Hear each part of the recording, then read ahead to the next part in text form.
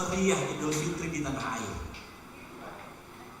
Sholat Id pagi di Masjidil Haram, selesai sholat ya sudah pulang, selesai. Masyarakat juga demikian, gak ada hiruk pikuk ramai-ramai, salam-salaman, berkunjung ke rumah tetangga, berkunjung ke sanak saudara, handai tolan ke rumah orang tua. Apalagi tradisi mudik gak ada di Mekah. Apalagi tradisi halal bihalal gak ada di Mekah. Tapi hebatnya kaum muslimin di Indonesia, kita punya tradisi-tradisi baik yang luar biasa. Dari mulai tradisi mudik misalnya, pulang walaupun kita lihat macet, orang capek, berlelah-lelah dan sebagainya. Hanya untuk apa? Menyambung silaturahim. Kemudian di saat Idul Fitri kalau di tanah air kita meriah banget. Dari mulai meriah makanannya, ada opor, ada rendang, kemudian ada nastar, macam-macam. Ada arsik juga, yang jangan lupa. Kemudian kita beranjang sana ke rumah para sesepuh, ke rumah orang tua, meminta maaf dan sebagainya. Ini tradisi luar biasa. Lalu setelah itu pasca Idul Fitri, di banyak tempat, di banyak komunitas kita juga berkumpul yang namanya halal bihalal. Mungkin halal bihalal ini sepertinya di dunia ini cuma ada di Indonesia kayaknya. Boleh gak Pak secara syariah halal bihalal, ibu sekalian? Boleh gak dalam Islam halal bihalal? Gak boleh. Tapi boleh banget. Jadi kalau ada yang bilang halal bihalal tidak ada dalam Islam, justru kebalik. Halal bihalal itu disunahkan dalam Islam. Karena ini bagian dari cara kita bersilaturahim. Kata Rasulullah SAW, barang siapa yang mau diluaskan rezekinya, dipanjangkan umurnya, kata Rasulullah apa? Sambunglah silaturahim. Halal bihalal ini Bapak Ibu sekalian, tulang udah ada opung semua, adalah cara kita bersilaturahim. Dan ini alhamdulillah hari ini kita bisa bertemu, berkumpul semua keluarga besar. Bahkan tadi kita kedatangan sesepuh kita import langsung dari Tarutung, sudah memberikan sambutan tadi. Alhamdulillah, ini bagian dari cara silaturahim kita. Nah, kemudian Bapak Ibu sekalian, saya tadi menyitir sebuah ayat, mungkin nanti Bapak Ibu bisa lihat di rumah. Salah satu ayat Allah di surat Az-Zariyat, ayat 15 sampai dengan ayat 19. Allah bilang, innal muttaqina fi jannati wa 'uyun. Sebenarnya bercerita tentang apa ayat ini? Ayat ini bercerita tentang sifat dan karakter yang Allah sebut muttaqin, orang-orang yang bertakwa. Sebagaimana Bapak Ibu sekalian, kita tahu Allah menurunkan saum Ramadan, puasa Ramadan selama 1 bulan penuh buat kita. Salah satunya adalah kata Allah la'alakum tattaqun, agar kita menjadi orang yang bertakwa. Pertanyaannya, sudah bertakwakah kita? Dan Ramadan memberikan latihan bagi kita Bapak Ibu sekalian untuk menjadi orang yang bertakwa. Kita dilatih puasa, kita dilatih sholat malam, kita dilatih tilawah Quran, kita dilatih bersedekah, kita dilatih banyak hal, berbuat baik pada orang lain. Kita dilatih untuk melembutkan hati. Nah, di surat Az-Zariyat ini saya ingin sedikit berbagi pada Bapak Ibu sekalian, bercerita tentang karakter dan sifat-sifat orang yang bertakwa. Kata Allah, innal muttaqina fi jannati wa 'uyun. Orang-orang yang muttaqin, orang yang bertakwa itu kata Allah fi jannat, akan berada di sebuah taman yang indah, yaitu surga. Wa 'uyun, yang mata airnya mengalir dengan indahnya. Lalu Allah bercerita, siapakah orang-orang muttaqin ini? Gimana kebiasaannya? Gimana habitnya? Gimana perilakunya yang dilakukan oleh kebiasaan orang-orang yang bertakwa? Kata Allah, yang pertama, akhiri Nabi ma'atahum rabbuhum. Mereka di dalam surga itu menikmati segala pemberian yang diberikan Allah SWT. Kenapa mereka mendapat itu semua? Kata Allah, innahum kanu qabla dzalik adalah kanu qabla dzalika muhsinin, selalu terbiasa dengan berbuat baik kepada siapa saja. Atau dalam bahasa agama sering disebut dengan ihsan. Pernah sahabat datang kepada Rasulullah SAW, ya Rasulullah, akhbirni minal ihsan, kabarkan kepadaku ya Rasulullah, apa itu ihsan? Kata Rasulullah, anta budullaha ka'annahu yarahu, kamu beribadah kepada Allah seolah-olah Allah itu di depan matamu, ngeliatin kamu. Fa'ilam yakun, tapi kalau kamu nggak sanggup membayangkan Allah di hadapan kita, kata Rasulullah, ka'annahum yaraka, kamu harus ingat Allah selalu mengawasi kita, melihat kita. Jadi kebiasaan orang mu'taqin pertama adalah dia berbuat ihsan, berlaku ihsan dalam kehidupan. Dia membayangkan bagaimana setiap saat dia beribadah ada Allah di mana saja.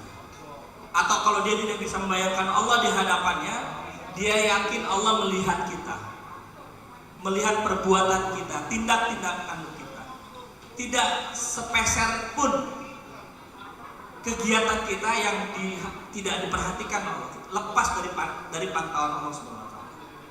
Sehingga ciri orang yang bertakwa pertama, ya apalagi ini kan kita semua Bapak Ibu semua adalah alumnus Ramadan, alumni yang sudah lulus dalam madrasah kehidupan yang disebut dengan Ramadan. Jadi ciri yang pertama adalah ihsan, berbuat ihsan. Bahkan dalam Islam ya, tentang ihsan ini sangat diutamakan. Kata Rasulullah SAW, katabal ihsan ala kulli syai', bertindaklah ihsan dalam setiap hal. Bahkan kalau kita lihat ya nanti ada Idul Kurban ya Bapak Ibu sekalian, Rasulullah mengatakan kalau berkurban itu sembelihlah dengan ihsan, dengan baik. Jadi ihsan ini menjadi prioritas. Bahkan di dalam ayat yang lain, kalau kita buka di surah Al-Mulk ayat pertama, kata Allah, alladzi khalaqal mauta wal hayata liyabluwakum ayyukum ahsanu amala. Bahwa Allah menciptakan hidup dan mati buat manusia. Dalam rangka apa? Dalam rangka Allah ingin menguji siapa di antara kita manusia ini ahsanu amala, yang paling ihsan amal, paling baik amal. Jadi hidup ini sesederhana itu Bapak Ibu sekalian, agar kita bisa pulang kepada Allah dan menghadiahkan amal yang paling ihsan dalam kehidupan. Ihsan dalam apa saja?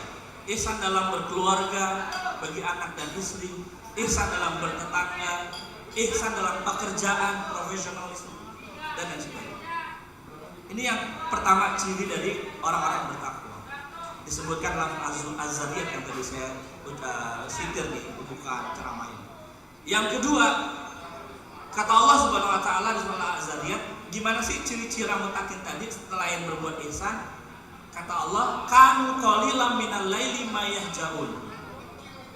Yaitu kebiasaan orang yang bertakwa adalah qalilan minal laili ma yahjaun. Menyedikitkan tidurnya untuk apa? Untuk menghadap Allah Subhanahu wa taala dalam sujud, rukuk dan tunduknya dia kepada Allah Subhanahu wa taala.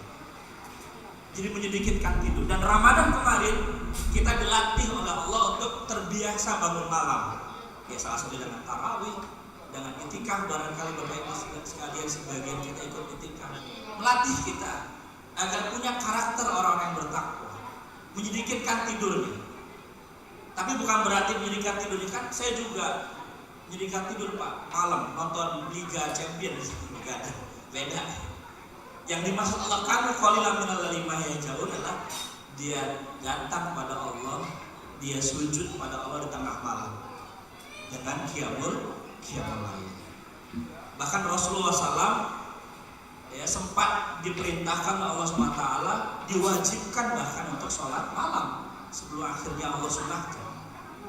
Kata Allah, qumil laila illa qalilan, bangunlah engkau ya Rasulullah di surat Muzammil, kum fa'anzir, bangunlah kalian, qumil laila illa qalilan, bangunlah dan berdirilah di sepertiga malam. Dan sepertiga malam ini menyimpan rahasia batin yang luar biasa Bapak Ibu sekalian. Saat dimana orang-orang lain tertidur lelap, kita bangun menghadap Allah, mengadukan segala keluh kesah kita pada Allah, mengadukan segala permasalahan kita. Kita berdialog dengan Allah dalam suasana yang senyap, dalam suasana yang sepi. Hanya kita dan Allah berdua saja. Jadi kebiasaan orang-orang muttaqin. Dan Ramadan juga melatih kita. Yang ketiga, ketika Allah katakan tadi, kamu qalilan minal laili ma yahjaun. Kata Allah, kebiasaan lain dari orang beriman seperti dikatakan Allah Azza wa Jalla adalah wabil asharihum yastaghfirun. Yaitu orang muttaqin itu kebiasaannya wabil ashar, di saat-saat akhir malam, atau kalau kita sering sebut saat apa? Sahur. Wabil ashar. Asharihum yastaghfirun. Di akhir-akhir malam itu menjelang subuh itu saat sahur, itu orang beriman itu kebiasaan wa yastaghfirun, meminta ampun kepada Allah. Makanya Bapak Ibu sekalian, kemarin harusnya kita bahas ya, kenapa sahur itu diutamakan oleh Allah, oleh Rasulullah SAW. Karena di akhir malam itu saat sahur, kata Rasulullah SAW, ashurin barokah. Di waktu-waktu sahur itu penuh barokah. Dan di hadis yang lain kata Rasulullah, malaikat itu sif-sifan turun ke bumi dan kemudian naik ke langit melapor pada Allah di saat sahur. Makanya dalam tradisi dan kebiasaan kita di Rasulullah SAW itu mengakhirkan sahur. Sahur itu diakhirkan, jangan didulukan. Kadang-kadang nih anak muda nih, sahurnya duluan aja jam 2 deh, sahur duluan nanti jadi bisa bangun agak siang langsung sholat subuh. Seharusnya justru sahur di saat-saat menjelang subuh, karena malaikat turun ke bumi dan membacakan doa buat kita. Dan Allah SWT mengatakan wabil asharihum yastaghfirun. Kebiasaan muttaqin itu adalah meminta ampun pada Allah saat sahur. Jadi selesai makan, saat imsak, sebelum azan, yang terbaik ngapain Bapak Ibu sekalian? Berdoa.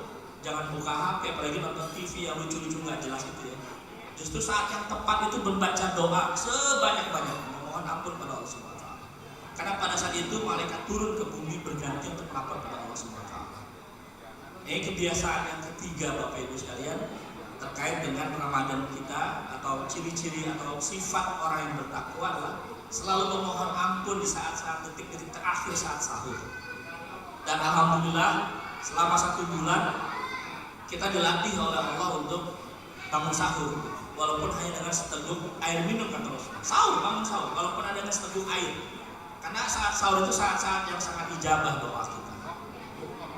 Dan yang terakhir di surah Az-Zariyat tadi, Allah katakan karakter atau ciri yang bertakwa adalah wa fi amwalihim haqqun lis-sa'ili wal mahrum. Karakter yang bertakwa tadi yang Allah berikan jannat wal uyun, surga dan taman-taman dalamnya adalah orang bertakwa.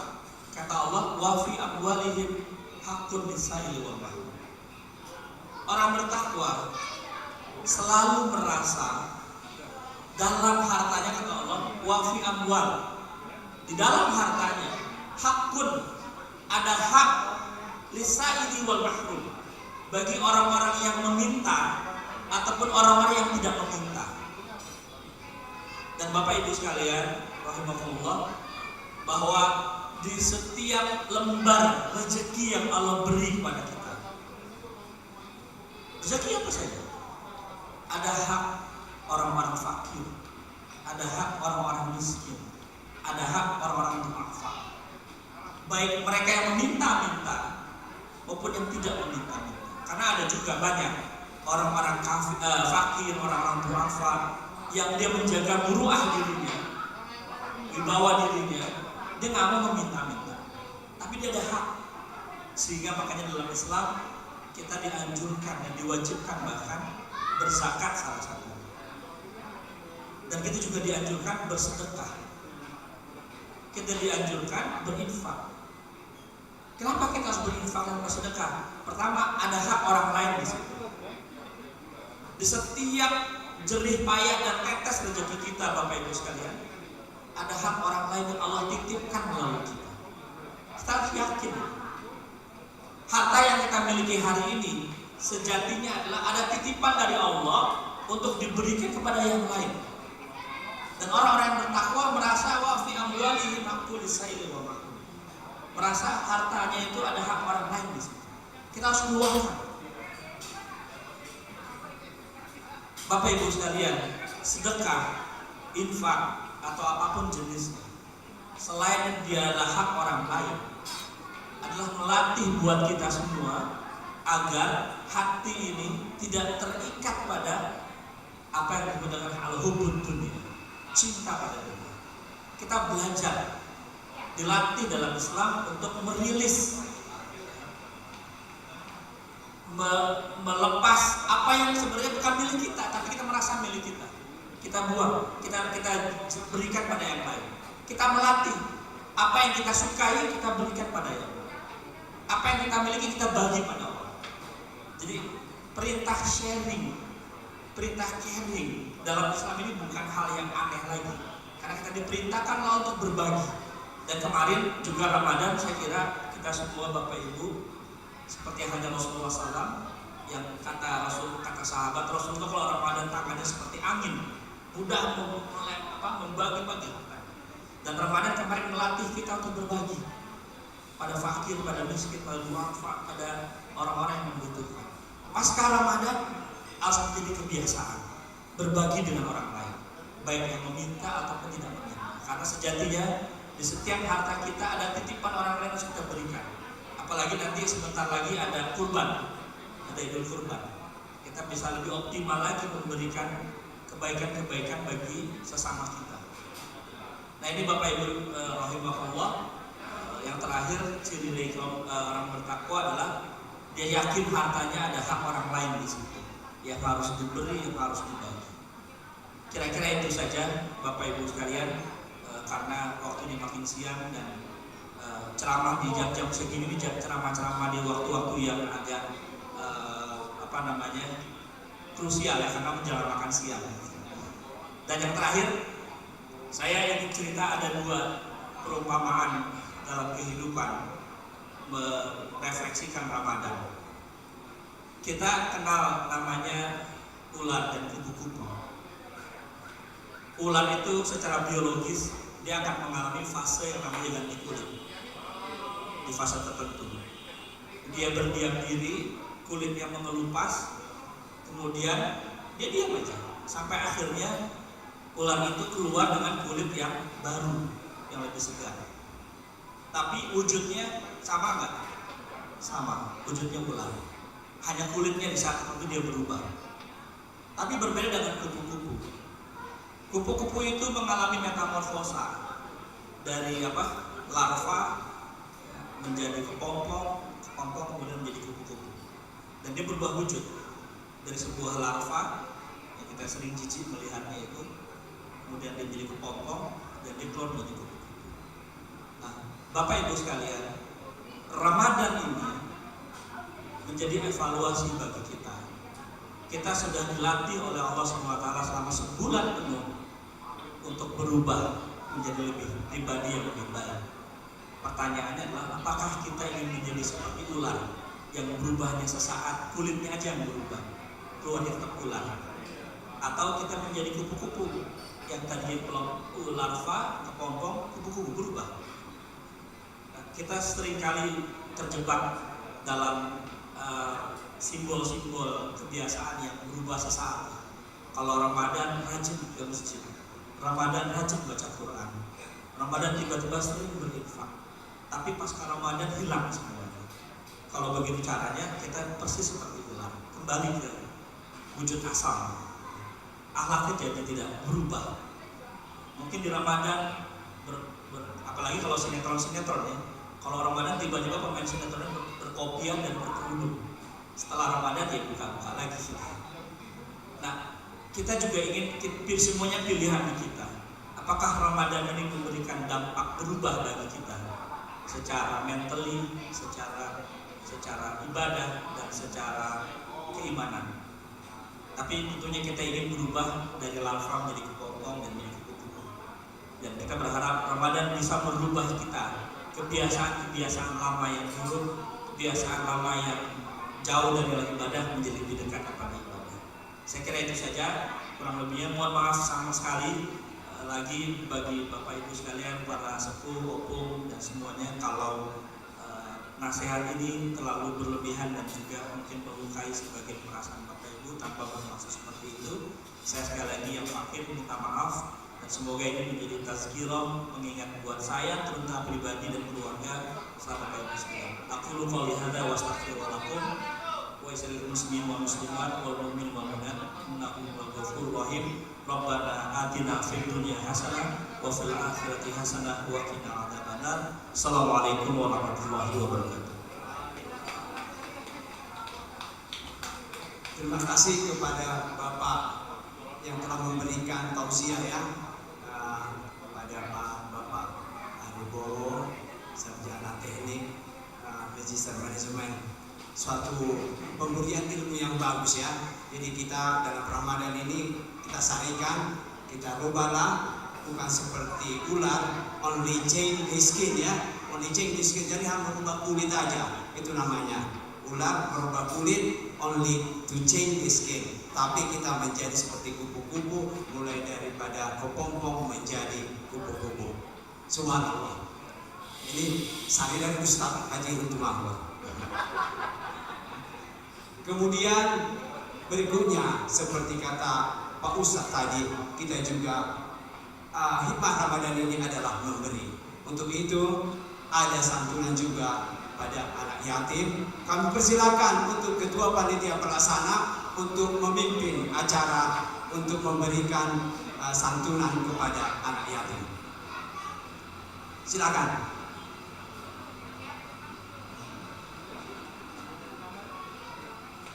Siapa saja yang ingin menyerahkan, mohon diundang. Di situ.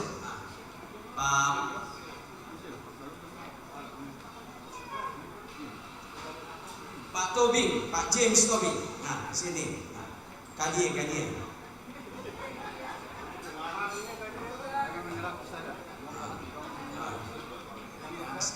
Yang satu siapa lagi?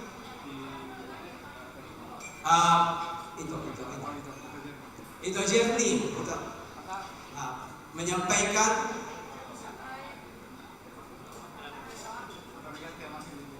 Pak Ustadz kami dahulu untuk memberikan Pak Aribowo menyerahkan santunan.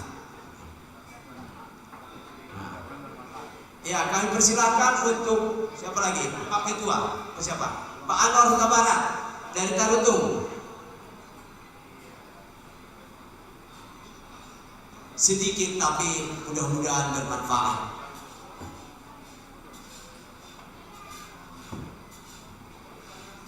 Kami persilakan untuk yang berhak menerima santunan ini.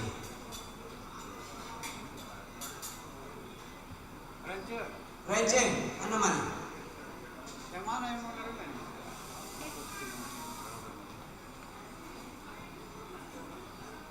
Dipercepat itu renceng.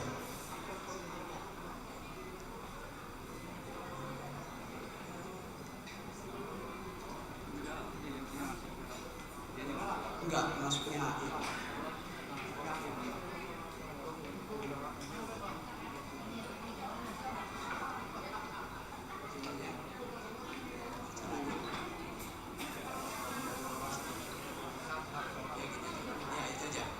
mohon diserahkan.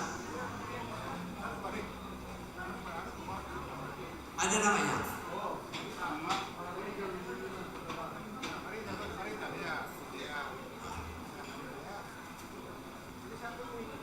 Yang kedua,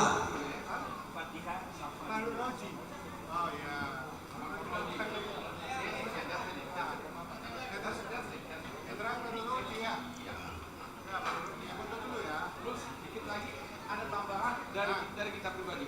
oh ada tambahan dari Ibu Aritonang, Raja Gugup, Ibu Aritonang dari Labu Gambiri. Alhamdulillah diusap kepalanya, inilah buat apa namanya dan sebagai tanda sayang ya, dan sebagai kepada miskin ya, kepada apa namanya anak yatim piatu. Oke lah, terima kasih kepada Bapak Aribowo, kepada Ketua dan kepada Pak Tobing dan Ibu. Kami persilahkan.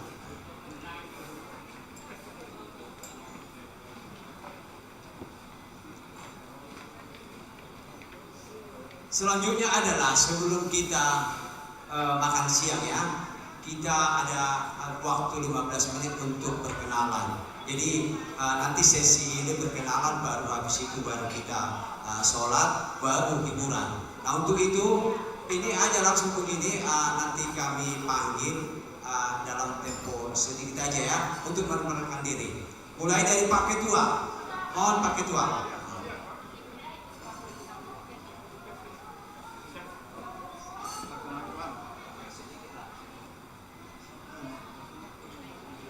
Perkenalkan diri. Bismillahirrahmanirrahim. Nama saya Haji Darwin Huta Barat dengan istri Irina Sicilia. Ini orang Cina sekampung dengan si Ahok ini. Sama putra-putra, ini pangeran sini. Ayo cepat. Sini.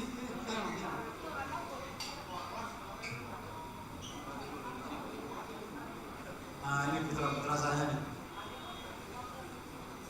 keluarga Haji Darwin Huta Barat, tinggal di Bekasi. Terima kasih. Selanjutnya Irwan Simatupang, silakan.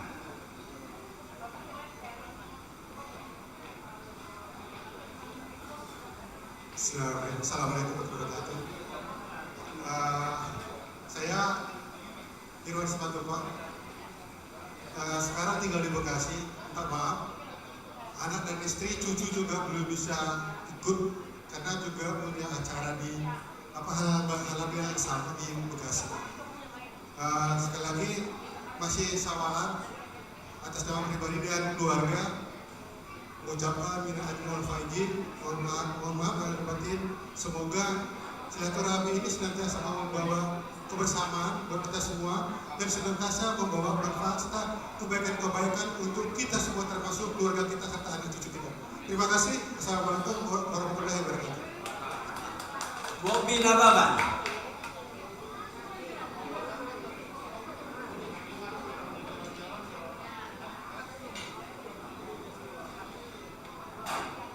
Assalamualaikum warahmatullahi wabarakatuh.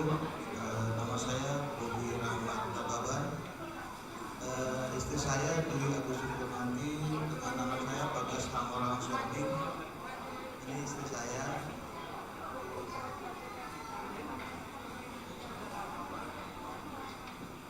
Dan ini anak saya. Saya tinggal di Pondok Kelapa, Duren Sawit. Masih acara Idul Fitri, saya dan keluarga mengucapkan minal aidin wal faizin, mohon maaf lahir dan batin. Itu saja dari saya. Terima kasih. Wassalamualaikum warahmatullahi wabarakatuh. Terima kasih. Bang Darwis Piliang.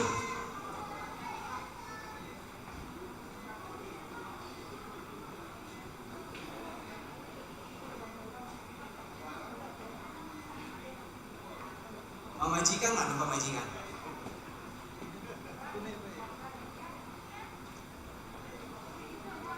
Assalamualaikum warahmatullahi wabarakatuh. Perkenalkan, nama saya Darwis Piliang, asli Sumatera Barat, cuman kelahiran Kabutung. Jadi ini istri saya, ini ada keluarga sama anak. Saya tinggal di daerah Tanah Abang, Petamburan, depan rumah Habib Rijik. Istri saya namanya Raslita, dari Sumatera Barat juga, cuman kelahiran Jakarta. Anak saya juga Rizal, dan ini Widya Andini. Kami sekeluarga mengucapkan minal aidin wal faizin, mohon maaf lahir dan batin. Terima kasih. Terima kasih. Dari keluarga Bapak JHJ Sihombing, mantan kepala sekolah, kami persilakan. Rita Hanum, Hokdi, dan ini Pak Karolan. Silakan bertiga langsung.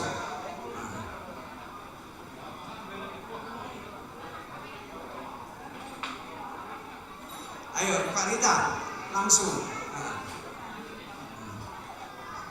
Yang mau minum-minum silakan ya, sudah disiapkan. Tapi apa dulu kita presentasi aja dulu.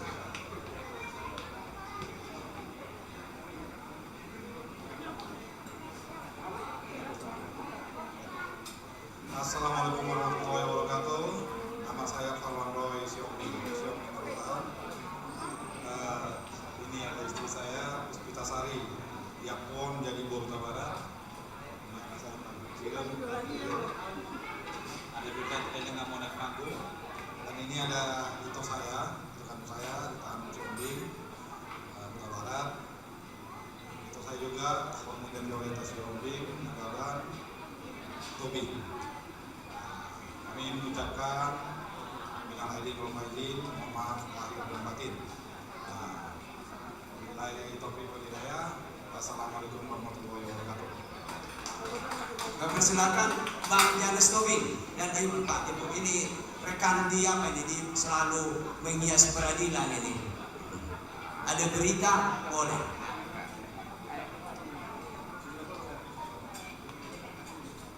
Assalamualaikum warahmatullahi wabarakatuh. Sebelumnya kami menyampaikan mohon maaf lahir batin dan minal aidin. Saya sangat bangga dengan Pak Ketua. Sekali lagi ini juga pendek kita dia ngobrol-ngobrol langsung jadi acara ini tidak jauh-jauh. Terima kasih sekali lagi. Saya James Robing, tinggal di Pasar Minggu, asli orang Parukubu Tarutung. Saya bersama dengan tempur saya, opung saya yang indah, mungkin dipanggil Allah untuk jadi Muslim. Dari kakak nenek saya hanya saya sendiri yang baru Muslim. Tapi karena saya berbuat baik, mereka mengerti ternyata Muslim itu baik juga. Tidak seperti apa yang mereka katakan bahwa Muslim itu musuh mereka. Ini istri saya orang Betawi, dia pun jadi guru agama dari Lapo Gambiri pas depan tangsi itu, depan itu. Jadi sekali lagi mohon maaf. Anak-anak ketepatan ada banyak acara main bola macam-macam itu tidak mau ikut lagi mengganggu katanya gitu. Ini saya sampaikan terima kasih. Semoga perkumpulan kita kecil ini saya juga mendengar tidak ada pun satu anggota dewan atau pejabat yang Muslim di kantor bupati. Ini bagaimana diciptakan. Berdoa kita supaya ada. Jadi panutan kita di kantor bupati anggota DPRD yang dari Muslim. Mungkin nanti beliau ini mungkin. Asal diingat kepada kita. Terima kasih. Wassalamualaikum warahmatullahi wabarakatuh. Terima kasih Bang ya. Kemudian itu Lamtu Retobing dan siapa Bapak Mas silakan.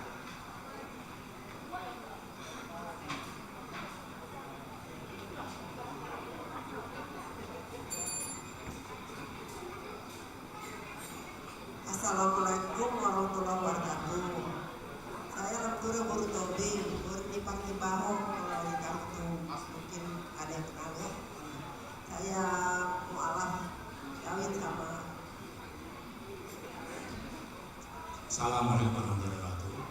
Assalamualaikum. Jadi nama saya Muhammad Mujahid Pamani. Nah kebetulan saya lahirnya di Solo. Jadi saya bukan orang Tarutung asli. Maaf saja dan saya juga bukan orang Batak, saya orang Jawa. Nah, tapi dalam perantauan saya ketemu dengan seseorang yang mengingat dari saya, akhirnya menjadi saya, yaitu ini dia. Dan ternyata saya ini dari Tarutung dan di sana dulu banyak temannya. Jadi waktu saya ke Tarutung saya ketemu banyak teman-teman juga. Yang namanya yang tadi baru saya bicara di sini yaitu Bapak Anwar, Pak Anwar Barat, ketemu dengan Tarutung juga tadi ketemu lagi di sini. Dan banyak teman-teman pulang. Di sini saya ingin ini juga anak saya 3, yang satu perempuan dari dulu, yang kedua laki-laki, nah yang ketiga ini perempuan. Jadi yang bisa turut satu, yang laki-laki tidak bisa turut. Nah kemudian yang selanjutnya saya akan menyampaikan juga taqabbalallahu minna wa minkum. Semoga amal ibadah kita diterima Allah Subhanahu wa taala yang akan menjadi tambahan pahala kita nanti dari kiamat. Nah, semoga itu yang bisa saya sampaikan. Assalamualaikum warahmatullahi wabarakatuh. Terima kasih Ito ya. Kemudian dari Ito Kakak Upi. Ke situ aja.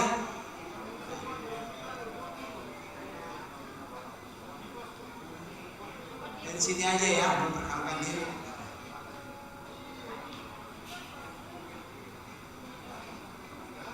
Assalamualaikum warahmatullahi wabarakatuh.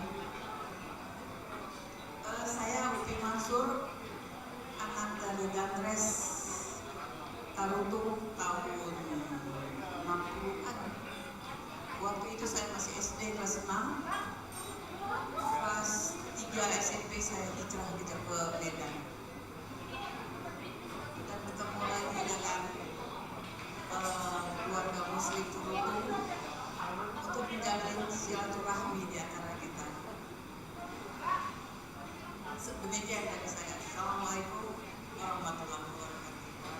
Terima kasih ya, gitu ya. Kemudian Ali Mukhtar Situmpul. Jadi saya kenal semua ya, hebat saya. Kalau kan nyata-nyata aja. Ayo. Terima kasih. Assalamualaikum warahmatullahi wabarakatuh. Perkenalkan, nama saya Ali Mukhtar Situmpul. Kalau di Tarutung, rumah di Simpang Mata Indah. Kebetulan